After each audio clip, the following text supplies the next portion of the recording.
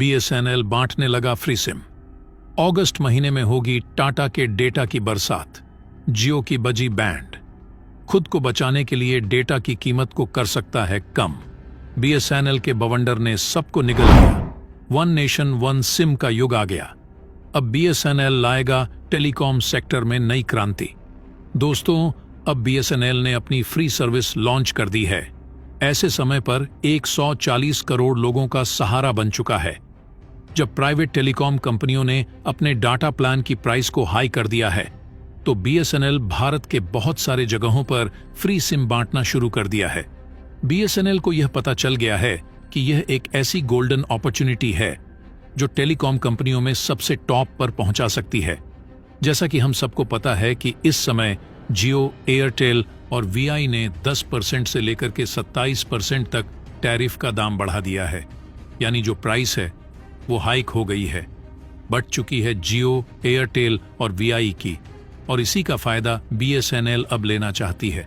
इसलिए BSNL action में आ गई है। लोगों को अपनी ओर आकर्षित करने के लिए बीएसएनएल अब तो फ्री सिम तक बांट रही है। बताया यह भी जा रहा है कि फ्री सिम के साथ पहले 1 ईयर का डेटा सर्विस पूरी तरीके से फ्री दिया जा सकता है, और यह सर्विस भारत के शहरों में ही नहीं, गांव से लेकर कस्बों, यानी भारत का कोई भी कोना नहीं बचेगा जहां पर यह सर्विस न मिले। और यही नहीं, अगस्त के महीने में टाटा ग्रुप की मदद से बीएसएनएल पूरे भारत में डेटा की बरसात करने वाला है।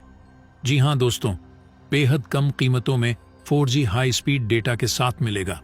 दोस्तों, बीएसएनएल ने 2024 के अंत तक पूरे भारत में 1 लाख बेस स्टेशंस 4G का बनाने का लक्ष्य रखा है। इन बेस स्टेशनों में सिर्फ 4G के हार्डवेयर को डिप्लॉय किया जाएगा, ताकि 2025 तक सिर्फ इसमें सॉफ्टवेयर को अपडेट करके 5G को इंस्टॉल किया जा सके। दोस्तों, इस समय बीएसएनएल अपने कवरेज को बढ़ाने के लिए मास लेवल पर तैयारी कर रहा है। दरअसल जिन गांवों तक अभी 4G अच्छे से नहीं पहुंच पाया है, वहां तक 4G को अच्छी तरह से पहुंचाने के लिए बीएसएनएल ने अपनी कमर को कस ली है। दरअसल बीएसएनएल का जो बैकबोन है, यानी उसका जो बैकबोन डेटा नेटवर्क है, वह बहुत स्ट्रांग है जियो और एयरटेल के कंपैरिजन में। तो दोस्तों, इस वीडियो में जानेंगे कि बैकबोन डेटा नेटवर्क क्या होता है, कैसे यह बीएसएनएल को इंटरनेट की दुनिया का बादशाह बना देगा। तो दोस्तों, पूरी खबर क्या है जानेंगे इस वीडियो में। लेकिन उससे पहले बीएसएनएल के इस काम के लिए इस वीडियो पर एक लाइक तो बनता है। फटाफट वीडियो को लाइक कर दीजिए। दोस्तों, अगर बीएसएनएल 4G हर जगह अच्छे से पहुंचा देता है, अच्छी खासी स्पीड लोगों को दे देता है, तो दोस्तों मान के चलिए जिस कीमत पर बीएसएनएल ऑफर कर रहा है, उस कीमत पर अगर 4G अच्छी तरह से रोल आउट हो गया पूरे भारत में, तो दोस्तों डेफिनेटली जियो, एयरटेल और वीआई को अपने टैरिफ प्राइस को कम करना ही पड़ेगा, वरना उनका खेल खत्म हो जाएगा।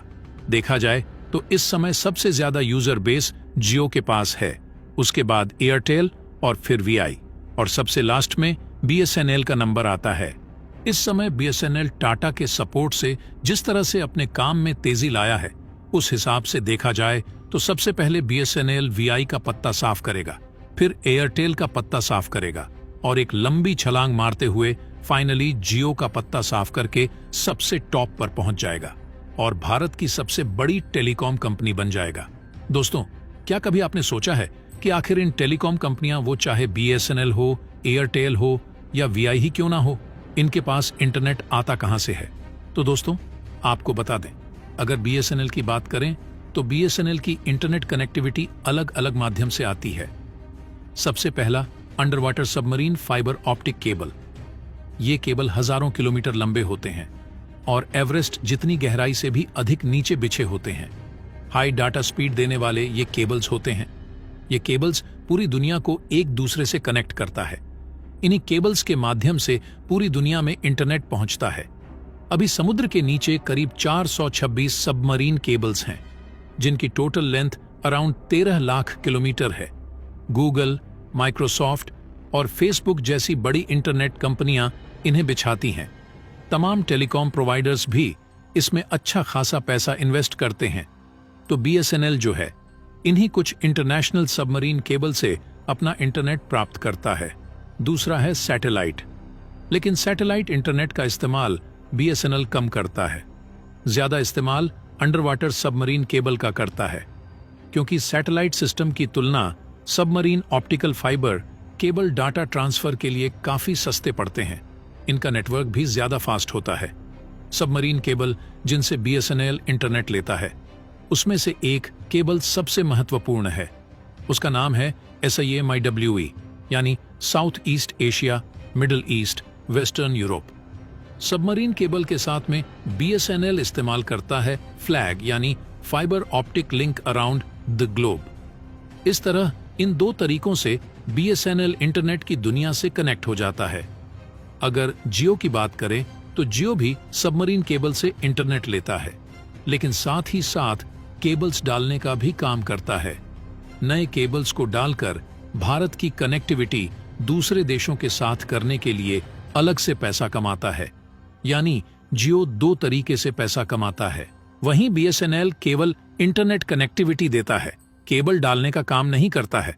और सबसे बड़ी बात यह है कि बे ऑफ बंगाल गेटवे, ये जो सबमरीन केबल हैं और साथ में south east Asia, middle east, ये जो दोनों इलाकों को जोड़ने वाला केबल है, जिसको बीबीजी कहा जाता है, यानी बे ऑफ बंगाल गेटवे, इसके ऊपर जियो का ही पूरा कब्जा है।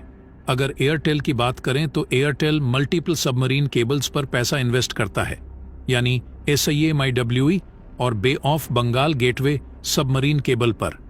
तो इस तरह सबके पास इंटरनेट पहुंचता है। लेकिन यहां पर सबसे इंपॉर्टेंट रोल निभाता है नेशनल बैकबोन नेटवर्क। अब नेशनल बैकबोन नेटवर्क क्या है, ये जानते हैं। दरअसल इंटरनेशनल सबमरीन केबल से हम जहां से जुड़ रहे हैं वहां तो आपको इंटरनेट मिल गई। अब इसे देश के कोने कोने तक पहुंचाना है तो इसमें हेल्प करता है नेशनल बैकबोन नेटवर्क।